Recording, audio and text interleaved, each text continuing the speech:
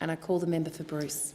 Thank you, Deputy Speaker. I'd like to ask the Minister, sitting right over there, could you confirm that it remains the policy of the Turnbull government to increase the pension age to 70, that you're still trying to get this unfair change through in this budget? And I think, Minister, given you're new to the portfolio and clearly from question time you're not quite on top of things, I'll just give you a little bit of a sense of the history of this and remind you that Prime Minister Abbott's 2014 horror budget increased the pension age to 70, meaning Australians born from the 1st of January 1966 will have to work until they're 70 before they can access an age pension. That means Australians currently in their 50s and late 40s who are starting to plan for their retirement now will have to deal with not being able to access the age pension until they're 70 years old. That's 52 years, Minister, of an adult working life before being eligible for an age pension.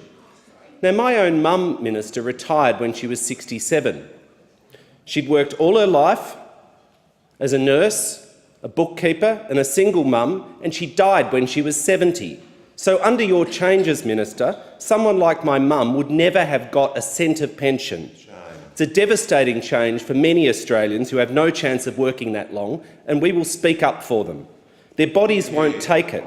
I challenge you or your out-of-touch, arrogant Prime Minister to come to my electorate, Minister, and tell a bricklayer they have to work till they're 70.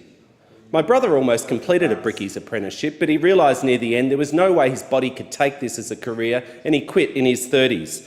Great admiration for people who can stick it out, but till they're 70? Well, find a farmer in your electorate, Minister, working in the sun and tell them they've got to work just a bit harder, stay out there on the farm with that sort of physical work. Or a nurse or an aged care worker. I met with a delegation of aged care workers brought here by their union, United Voice, a few weeks ago. You could go and tell them the Prime Minister's lines from question time today. 60's the new 40, we heard from the Prime Minister. Well, get a better job. If you don't want to be an aged care worker in Braddon in Tasmania, just go and get a better job. I mean, how snobbish and out of touch. We can't all be an investment banker now, can we? Now, this unfair cut, Minister, can be traced right back to the Abbott government's 2014 Commission of Audit that recommended that the pension age be increased to 70 by the year 2053. So shortly after getting that appalling report, the member for Warringah and then Treasurer Joe Hockey announced that they were ending the age of entitlement. They were a nation of lifters and leaners. So they announced their plan, your plan, to increase the pension eligibility age to 70 by 2035. Now, this was a full 18 years before even that abhorrent Commission of Audit recommended.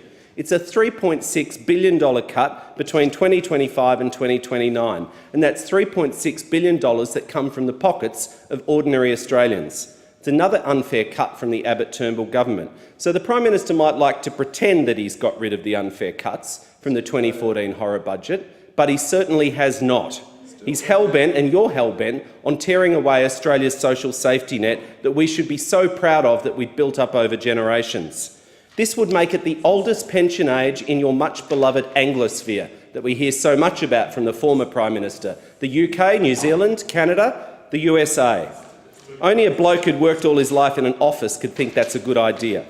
And so my questions to you, Minister, are can you confirm that the Turnbull government is no different from the Abbott government and that it remains government policy in your budget documents right there in front of you to increase the pension age to 70?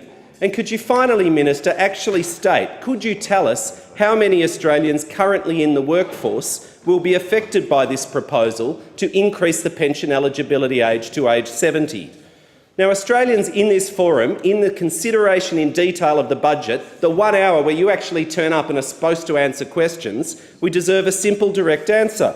Not the waffle spin, not the kind of talking paperclip routine that you do, the Microsoft Office assistant. I saw the cartoon, it was very funny. Tell us the truth about this budget we're debating.